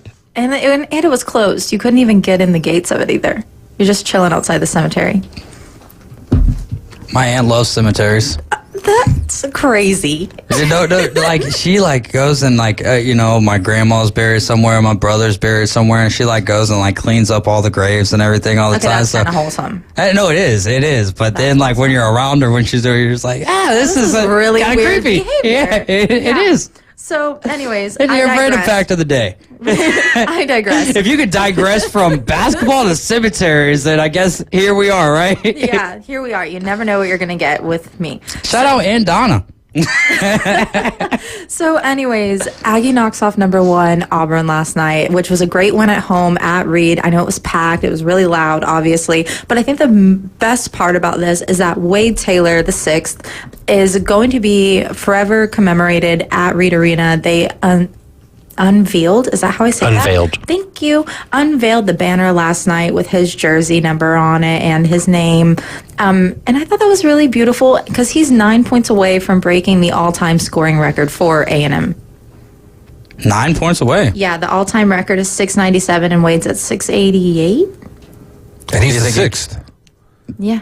That's kind of a cool thing. They're the 6th, like, generation, got the same name, like Yep. junior. But I don't think it works like that, does it? It doesn't actually work like No, that. but I mean, It goes junior, then the 3rd. Then I hear you, but I'm just like, Or you could just be like George Foreman and say, you know what, you're all George Foreman. Right, let's all start grilling. or Vladdy Guerrero, right? He's got Vladdy. He's Vladdy Jr. Right. Then his son's name is Vladdy with an I, and then he has another son that's Vladdy with a Y. Oh, so it's like, Oh, or you could be like Vladdy I. Yeah, you just keep, keep adding I's to that. Anyways. I, right? IV. And that's how you know what year and generation you are. I think that's great. No notes. So, anyways, I thought that was really fantastic, and what a great moment for him. And another just concept in how great this is that supposedly the team voted for this, and they all had a say in doing this for Wade. And I thought that was really a really beautiful sentiment to what he's given to A&M. Yeah. That's cool. A lot of good tradition over there for the Aggies. Like one of their best traditions, I think, and I think most of it, at least 3/4 of us would agree. One of their best traditions is losing, right? Like, oh my God. If I wanted to listen to slander, I'd just go get on the internet. I don't want to listen to this. That's what we're here for. This is the live burnerverse right now. 6 more generations, and they can literally have the 12th man. Oh my God, that's crazy. That's a thought. What if they just name him that? Middle name's the 12th man? Or no, the suffix. Right? That's that it could be the, whatever his name is, whatever, Wade the 12th Taylor, man. the 12th man. Yeah. That Wade would be Taylor, the crazy. 12th man. And Jimmy says there's a Vladimir as well. So wow. There's Vladimir, Vladdy, and Vladai, if you will. Plural. That sounds like you just like aren't like very like creative or whatever. What if you? Well, yeah, I think that's just egotistical. What if you had twins though? What do you call them? Vlads and Vladizes? Vlads with an apostrophe? I'm not sure. Yeah. Vladis You is. get like parenthesis around the S. They do like Vlad-eye, like cacti, plural for cactus. That's what I just But there's said. already one. Yeah, There's already a Vlad eye though, Yeah. right? All right, anyways, back to things that we could actually speak on. Morgan, what's next for us? All right, she needs a minute. Sorry. So, while So we're, where do you think Texas A&M ends up in the tournament? What's honestly, the seed line? I think last year y'all kind of made a decent run, right? Sweet 16, I believe. Sweet 16 lost Maybe to Elite Houston. Eight? Lost to Houston, and yeah, I believe it was Sweet 16. I don't know if we've been to Elite 8 recently. My Okay. memory is failing me though, so don't quote me on I that. think that Texas A&M is a team, and they showed it last night. I think Texas A&M, I think every SEC team that's going to be in the tournament is a team that can win or can, all have bow out early. But it's going to be, because they've been in this gauntlet all year, and then in the first round, if they overlook, and I'm not just talking Texas A&M here, I'm talking Florida, I'm talking Alabama specifically. Tennessee, Kentucky. Alabama, yeah, for sure. The one If they game I watched- overlook a yes. team, they're done. They're done. Alabama, the thing with them, if their 3-point shooting's not on, their defense isn't very good, and so it could very well. For Alabama, it could be early exit or it could be deep run all the way to the Natty. You could It could say- be Alabama and Auburn in the national You could championship. say the same thing about A&M though. We don't have great 3-point shooting, and we are terrible at free throws. We have one of the worst free throw percentages of the entire SEC, and maybe even the entire league. I mean, it is really bad. I'll never understand being that bad at free throws. There's this new show on Netflix. I don't know why I keep on going back to shows, but there's this new show on Netflix. It's about, it's basically kind of like portraying Jeannie Buss and her time for the Lakers. It's called like Running Point or whatever. It's kind of a funny show. And there's this one dude who struggles with free throws, and they get someone to come in and teach him how to do the granny shot. So that's what I would implore the guys. If you can't shoot free throws, if you're shooting less than 70% from the charity stripe, get in there and throw that But thing it's underhanded. not one player, though. It's your whole team. It's the whole So team. your whole team should go to Granny style. Patino had Chinanu Onawaku. Oh, do say that underage. one more time for us. Chinanu Onawaku. Yeah. He had him shoot underhand free throws after a while. But see, the thing is like even when Wade was hurt, though, in the middle, kind of beginning, but middle-ish part of our season, Right. they held their own. The Aggies without him held their own, and they stayed in it, and they stayed relevant. And if we lost, and if we do lose, we lose in very nice fashion. I will say that they are a team of dogs, and they go out there and they play as hard as they can every single time. And we're not a team that's favorable for fouls either. So, I mean, they are doing everything they absolutely can with or without the best player argumentatively on the team always. So, I mean, it's a really weird standpoint to look at. So what do you think the run is for did you ask her that already? No, not yet. So what do you think the run is for the Aggies in the tournament? And again, it's so hard right now because you can't see a path. Right. You don't even know who your first opponent is. There's not. So let me ask you this: SEC tournament, right? And again, we don't. It's kind of the same thing, but to a way smaller scale. Does Texas A&M have an opportunity to win the tournament? They just be the number one team in the league. I think so, because if you go back and look at when we were at Mississippi, or was it Ole Miss or Mississippi State, and we won by a buzzer beater? I think Mississippi State. I can't No, remember. Mississippi State beat y'all, so it had to have been Ole It Miss. had to have been Ole Miss. Okay, so we win on a buzzer beater, and then there's a couple other games where we kind of struggle. I mean, they have all the potential in the world. I know right now we're looking at like a 5 to 8 seed and maybe possibly getting one of the first buys, but that's still all, like you just said, all to be determined and up in the air. It's really hard to say. I would just like to see them go on a great run, period. Right. If we could even make it in the realm of Final Four or Elite Eight, I, as a fan, would be happy. Am I going to cry my eyes out and scream and throw up? Absolutely. And throw up. But My I will gosh. be overall Your cries are happy. bad, aren't they? Don't, listen, you don't want to see me have a real crash out. No, You no. don't want to be crash around out. That's for that. a term I've been hearing a lot over like the last 6 or 7 months. Crashing out. Crash out. Well, right now Texas A&M is in the 6 hole. Right, they're 10-7. They're behind Missouri, who's 10-6. So they're a half game back of them, just in the loss column. And then Tennessee's at 11-5. Alabama 12-4. Florida 12-4. Auburn has clinched the 1 seed. So, I mean, I don't know who Texas A&M has coming up on their schedule. And They would only have 3 one games game left. No, Yeah. one. Because Alabama's got Plus the tournament's next Florida weekend, tonight. right? Yeah, tournament starts next Thursday or so. Yeah, and then we sleep in May. What did you say? We sleep in May. We sleep in May, but then baseball's still going on. So, what are you going to take It's a naps during the basketball game? quote. Oh, gotcha. It's a basketball quote referring specifically to the madness time. Well, absolutely, but I mean, Correct. there's no sleep during college football season, and there's no sleep in March there's Madness. never a real There's off time to snooze during the baseball season, though. There absolutely I mean, is. if you're watching us from last Sunday to this past Saturday, yeah, absolutely. Oh, how many naps did you get on really Saturday I and wasn't Sunday? napping. I was Friday night I too. was- That's I when it know. started, right? That's when the whole shebang it started. Last Sunday, we lost our first game last Sunday, and then we lost Tuesday to Texas State. We lost Friday to Arizona, That's and what then we I- lost oh. Saturday to So it goes back Oklahoma even State. further. It wasn't last Sunday. Goes It was 4 the games it back. goes So we win the previous Sunday. So, yeah, so we win this past Sunday against Rice, and it seemed like to kind of shake up the spirit. And then last night we lose again on a series of home games as our first one against UTSA. Oh, that's a So and tonight we played Texas Southern. I mean, it's just so y'all are just like kind of handing the bag to the Texas teams, huh? it's really, really painful. I'm not gonna lie to you. If you think I could crash out any harder, you've never seen me. Well, we haven't seen you vomit on the show, so I guess you could crash out harder. I'm not saying that we want to see it. I'm just saying that we haven't seen you vomit. So No, and I'm not one to get up here and dog my team or anything like that, but this baseball is just very painful because for me, it's not, and I think you guys could say this as well, it's not losing, it's how my team lost. Yeah. And when we're losing in bad fashion and we're not making routine plays, like I said the other day, when our cutoff guy isn't where he's supposed to be, when our first baseman is dropping the ball on something that makes or break getting Texas out of coach an never inning. let that happen, did he? Yeah.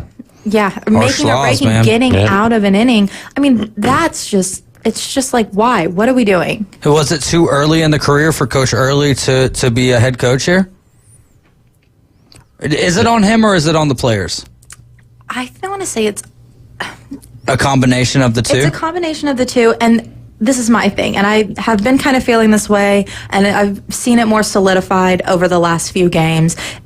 The morale is different. I mean, if you look at Texas A&M's team culture from last year to this year's team culture, you're looking at like completely opposite ends of the spectrum. It's not the same. It's not the same dugout. It's not the same vibe. None of it's the same. And I see these guys on the field, and even when they do mound visits and they're doing a pitching change, whatever is going on up there, it's not the same guys I saw last year come to the mound and have a discussion. This is a completely different aura, if you will. It's nothing like it used to be. And I don't know if maybe there's like discussion between them. I don't know if it's feedback from the fan base, because over the week we have Shane Sadeo hop on Twitter and drop a note, and he's like, you guys, we see what you say, we see all of this, we see what's going on and how you guys just get on this app and dog us on all platforms. Do Talking better. to the fans? Talking to the fans, yeah. Do better. He was telling the fans to do better when they can't do better. Yeah. See, that's all right. That'll be fun for him as he climbs the ladder. Give or take, a lot of our fan base does make me cringe because some conversations. Everyone cringes at Texas A&M fans. Yeah. Facts. Yeah. We already have the overall bias of the yell leader. So just subtract that and go ahead and get out. I'm glad, Just go ahead and get out. There I you can go. say it. I can admit it. I know what it is. Yeah. But all of We it. agree wholeheartedly, by the way. Yeah. It's not your team. Oh, Anyways, that's true. all together, all of these things combined, it's just, it all adds up for disaster. Let's put it that way. It's all just kind of disastrous. And watching the way we've been losing has just hurt me in my soul because it's not the same guys, if that makes sense. Just throwing this out there. Louisville beat Arizona. We run-rolled them, by the way. I know. Run-rolled them. And Do you know what that means? I know you know what that means. I'm just trying to drive this point home, which is something that Texas A&M hasn't been doing a lot lately. Teams. Oh, yeah? Really? Yes. Texas garbage? Or Actually, who did you for the deaf and the blind? Yeah. Oh, Elon and Rice. Hey, Elon and Rice. Well, you did take care of Elon Musk there, and there's a portion of the country that would like to do that as well. I know we have to go to a break, I think, but I have something else to say about Run Roll when we come back. No, let me drive the ship here, and you just. I'm just looking at the time. I see that it's 5:39. I try to stay on your schedule. Yeah, I know, but Sorry. why leave early right here whenever okay, great. we're. Yeah. So speaking of being run rolled, did you see who else got run rolled yesterday? I tuned in to LSU. I tuned in to the SEC in general had a bad night last night. Really bad. Like LSU, Tennessee, and there's one other, Texas as well. Texas, they all bounced back from their little bit of a hole that they got. They lost their lead and they bounced back and they ended up winning, and some more significant than others, but they still won. OU and UF both got. But Dallas Baptist is is up there now. Yeah, that's like my favorite mid-major out there. I'm not saying that they don't deserve it or anything like that. I was just very shocked to tune in to the box score and see almost all of these teams being beaten at the same time. Now, don't get me wrong. Like we said, baseball's a very long game. There's a lot of length in it. There's always plenty of time to come back. And it's quirky. Like, you never know what's going to happen. You never know what's going to happen. But to tune in and see almost every SEC team, like, kind of behind, I was like, what's going on? Jimmy's throwing this out there. He said LSU won last night. I just said that they did. Yeah. I said that they bounced back. He's just making sure she knows. Oh, I know. She knows. Come on, she knows. My Open goodness. your ears. But, you know, Alabama's undefeated. This shows you how much I pay attention to college baseball. So let me ask you a question. I watch. Let me ask you a question about Alabama baseball. Go ahead. Do you all follow the Nick Saban route of not playing in-state schools, or do you only play in-state schools? I mean, from what I noticed from the schedule, and again, like, this isn't like I don't sit here and watch. I start college baseball right around we sleep in May, right? Sleep in May. Yeah, that's when I start watching college baseball. As we get probably about 2 weeks out from the SEC tournament is when I kind of start focusing a little bit more, because by then Major League Baseball is already in full swing. Now, I mean, I love the ping of the aluminum bats, but it's just, you know, I don't know. It's just like college baseball just isn't the same for me as like what Major League Baseball is. So I've never really like just sit there and followed Alabama. Say this point right now. This is why we have you on the show, Morgan. Thank you. I've never been more honored. You're welcome. Your Honor, she's been honored. Do you object? No, sir. All right. Sustained. Perfect. I can't notarize my own signature, so thank God Rick's here. Yeah, there you go. This is that moment in time where while everyone else is still kind of honed in on basketball, like you just said, it's these points in time that's pivotal. So we, like I just talked about A&M and mistakes we've been making, you iron out those kinks and all the things that aren't lining up. This is the moment in time to get whatever's not working and make it start working. And you just have this stretch of time to hopefully bring it back together. Because we kind of started out like this last year as well. Well, you also kind of figure out, okay, well, let's see. I know who my bullpen guys are, or at least I think I do. Right. Can I bring this guy in this high leverage situation? Is this freshman that I've brought in, is he going to be able to, pick up, where maybe somebody else is left off? So these games, while they do mean something, they don't mean a whole hell of a lot in terms of what these teams are going to look like in a couple months. Come serious conference play. So first of all, hi Carla. I see your message right now. Hi Carla. She's on the Facebook chat. Okay. Hi Carla. But I love what you're saying right here, especially with your bullpen and who you're going to put where. This is another quarrel I have. I'm not totally sold on our bullpen. One thing I don't love that we're doing is we're giving people like Brad Rudis maybe 3 or 4 batters. And if whatever expectation is not set, we're immediately pulling him and putting in someone who's like a freshman, Clayton Freshcorn, or something like that. Is that to keep him fresh, though, for the season? I don't think so. To me, it almost seems kind of like personal because we've had 3 games now where we've pulled Rudis for absolutely no reason. He's not throwing bad. Rudis. People are going to get hit. It's going to happen. They're going to hit a hamster on Kim Possible or something like that. That's Rufus. Oh. They're going to hit a couple of your pitches, but why are we pulling him when we haven't even given him a chance? Is what I feel like. Maybe there's a pitch count. We don't know. We're doing this to a lot of pitchers, though. It's not just him. That's just the first person that comes to mind. Y'all are just ruining them. We're doing this to a couple of different pitchers, and I don't understand what the vision. And I was actually talking to one of my friends last night while I was watching the game. And I'm like, why are we doing this? Because same scenario literally last night against UTSA. Rudis is in. He's in for literally not even a third of an inning. So he doesn't even get an out? Maybe.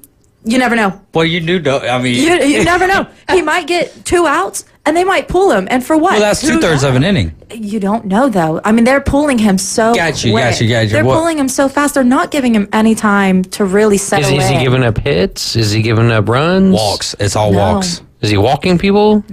No. He came in at the end of an inning last night, 2 outs already, and it was straight 3 pitches and walked off the mound, and we went to the next inning. He didn't even pitch an inning. Literally, that's just literally. Yeah, like because that's how the thirds of an inning work is by the outs. Wow. So I mean, it's just kind of like you're frustrated right now. What's the vision? You know what my Mima used to do when she was frustrated? She would write a letter.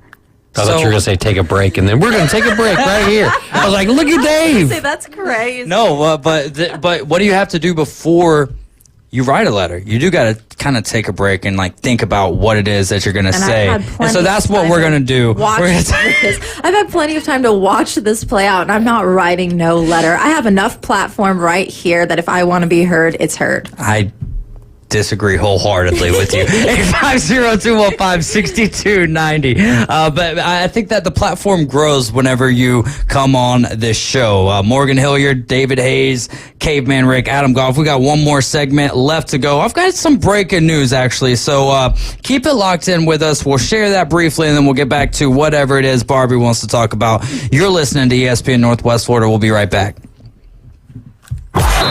ESPN Northwest Florida is taking it to the hole. Your home for the most live college basketball in the Gulf Coast. The ACC, SEC, and the biggest games in the country. Plus the official station of March Madness. The Panhandle's destination for live play-by-play. Hear every slam dunk in ultra-high fidelity right here. ESPN Northwest Florida. Good evening, this is Joanna with your weather forecast from ESPN Northwest Florida on this Wednesday. Clear tonight with a wind coming out of the northwest around 20 miles per hour and a low of 48. Tomorrow morning, look for a moderate breeze and sunshine with a temperature near 56. The afternoon and evening, a high around 62 and sunshine. Friday, quite warm with a high of 67 and mostly sunshine. This weather forecast is sponsored by Mid-South Lumber, the best little lumberyard in Panama City. Thank you for keeping that dial on ESPN Northwest Florida. Rely on it. Take your next adventure in an award-winning Kia from Bill Bird Kia. Discover the new Kia. We invite you to stop by Bill Bird Kia and test drive the new 2025 Kia. You'll get the perfect balance of comfort, safety, and technology. The 2025 Kia SUV family has movement that inspires. Drive away today in a new 2025 Kia Soul, Seltos, Sportage, Sorrento, or Telluride. Fuel the thrill and command the road in the luxury of a 2025 Kia K5 sedan from Bill Bird Kia. Performance, power, and design built for you. Spark inspiration in the all-electric 2025 EV9. It's a modern masterpiece, fast charging, rugged, and roomy. Bill Bird Kia is the original home for the 20-year, 200,000-mile warranty. Stop by 2435 East 15th Street, Panama City, or anytime at BillBirdKia.PanamaCity.com. We'll treat you like family and give you the peace of mind you can trust. Your local community dealer is Bill Bird Kia. Auburn basketball is back for another top 10 showdown at Neville Arena. Low post Broom underneath, head fake up and good, and a foul on the play. Denver Jones across midcourt. Gets a screen from Cardwell, lobs it to Dillon. Oh, reverse! Holy smokes! Alley-oop reverse! Number 1 Auburn, number 6 Florida. Coverage at 2:30 p.m. Tip off at 3 tomorrow on your home for the Tigers. ESPN Northwest Florida, War Eagle. The next evolution in sports talk radio. It's the Afternoon Underdogs. 5, 4, 3, 2, 1. Weekdays from 4 till 6. 104.3 ESPN Northwest Florida. It's the Afternoon Underdogs here on ESPN Northwest Florida, 104.3 in Panama City, 101.9 in Port St. Joe. David Hayes along with Adam Goff, Morgan Hilliard, and Caveman Rick. And we are your home for the SEC champion Auburn Tigers, ESPN Northwest Florida. We do not have coverage of the Alabama-Florida game tonight, but Alabama and Auburn is this Saturday right here on 104.3. Coverage starting at 1 for a 1:30 p.m. tip-off. Now, some big breaking news. I love when they do this. Caveman Rick. He's on time right there. Grant Thompson has resigned as Niceville's head football coach. There was no scandal. There was no drama. After going 64-10 the last 6 seasons with 2 Final Four appearances, it was simply the right move for him at this time. That's according to Seth Stringer on the not the Burnerverse, the actual Twitter verse. Yeah, so the Niceville's always. Niceville's like a perennial power, right? They are, and that's where Tommy Joe Whitten is from. I don't think that there's any speculation. I'm sure that people are speculating. Are you going back? Are you going back? Because I believe he was on the coaching staff, not prior to coming to Mosley, because he was over there at Booker T. Washington. But anyways, regardless, that's big news right here as we're, months away from the season starting. Having a status like that, do you think he's going to go somewhere a little bit higher than high school?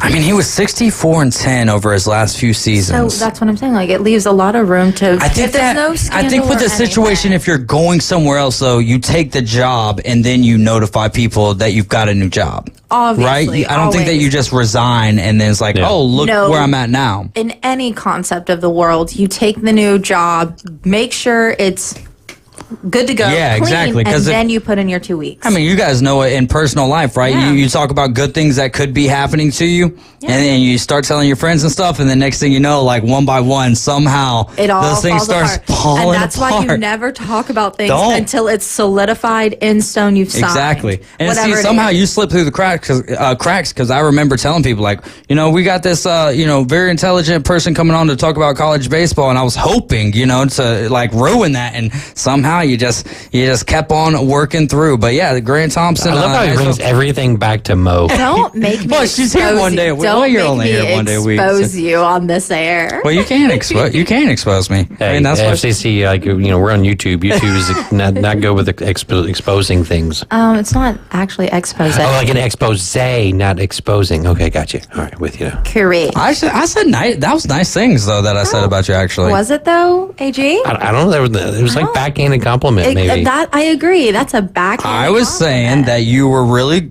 smart in your sports talk, right? And so I was trying to ruin it, so then I didn't look bad. Ended up with me. That's where it goes wrong. And then you're still here, kind of thing. That's. Yeah, you were the difference of when you talk about good things happening. That's exactly. Go back and listen to it later. My goodness gracious, it was a compliment to you. I was pleasantly surprised. Yes. Right. I never knew that this would happen. Never mind though that I was here at the end of last baseball season because you've been here for what? Football season. Almost a year.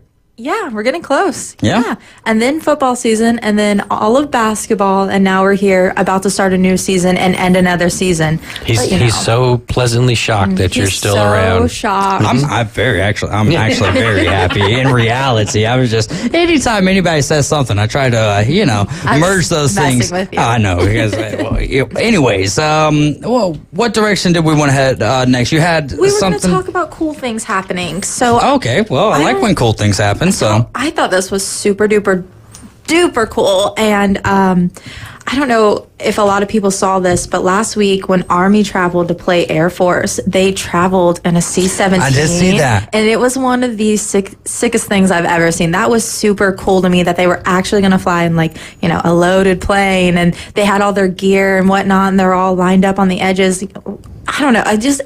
It was very fantastic, especially coming off of what they did in football season, and now it's kind of that same mantra is rolling into their other sports. I really, really like that. And speaking of cool things with Navy, and also going to my next topic, they took that Fear the Bones from Jolly Roger. Yes, yeah. They took that same concept and applied it to their baseball uniforms that they just put out, and I'm not going to lie. They're also incredible. They had great uniforms that they unleashed for the Army-Navy game, and now they've done the same thing with their baseball team, and it's just, chef's kiss. No notes. It looks so good.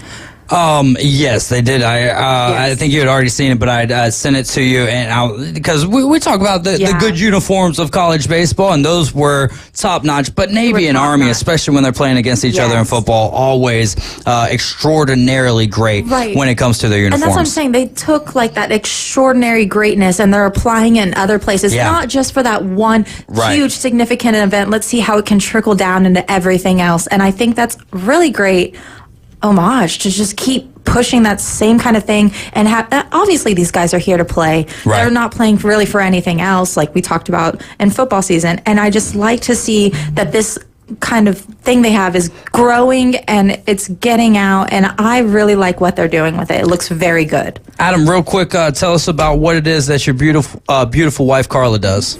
Well, she runs Bite Me Custom Cookies and Treats. You can check her out on Facebook or Instagram. You can give her a call at 850-319-6857. You can also shoot her a text. She's got the Roman Bakery that's been going around. She was there at St. Andrew's Farmers Market on Saturday. We won't be there this Saturday because we're heading down south for a little vacation. So she's using this time right now to get orders ready that she's got orders this weekend and stuff, and get your bag, getting packed up and ready to take take a little 3-day trip. I know somebody has a traveling lemonade stand. That's a little off topic, but that's cool too. That also is cool. One thing else, does Carla know that putting true comments in Facebook gets you banned on ESPN Northwest Florida? What did she say? She said Mo makes the show. And we know. There you go. She never stuttered once, let me tell you. I'm saying if you put true comments on the Afternoon Underdogs ESPN, you're banned. No more of those. And then you're banned from cupcakes, though. So which pick your fight here. Pick a struggle. Yeah, I think, and this is not against the cupcakes at all. I'm just not a big sweets person or whatever. But I will say, I remember when we had the taste test and eating those, it was like, okay, give me a whole plateful because those things are so daggum good. Like it's the perfect amount of sweet too. It's not the over sweet. She's been having orders for like giant cakes now too. Boston Sam, you're out of here too, bud. What did he say? He says she does make the show. See, all right, bro. But she's been making these big cakes, man. Like she had one that was it was like yellow cake with I want to say it was pineapple and pecan mixed into the icing inside of the. It was awesome. I like that though. I like the way that it sounds because I mean it probably would work out well together. Did you want to talk any more about the traveling lemonade stand? No, that was being facetious. Remember? Oh, my little joke about that. Oh Lord, that's just me throwing shade right there. Well, that was a big old shade tree, son. I felt like I was in California walking underneath one of them sequoia trees. Those are all burned down. Oh, boop. Not the sequoias. I didn't mean that was south. All right, we gotta go. We gotta go. We'll talk to you guys tomorrow at 4. Coach's daughter, Leanne Swartz, and Trooper will be in along with James Fife. Man, AG pulling a little caveman Rick right there. My goodness gracious. Maybe you're judging next No week. baby kicking here, though. He's learning. He's learning. For Caveman Rick, Morgan Hilliard, Adam Goff, I'm David Hayes. We've been the Afternoon Underdogs. This is ESPN Northwest Florida. Just remember, Jesus loves you, so do I. Have a great night. 104.3 ESPN Northwest Florida presents the madness of college basketball.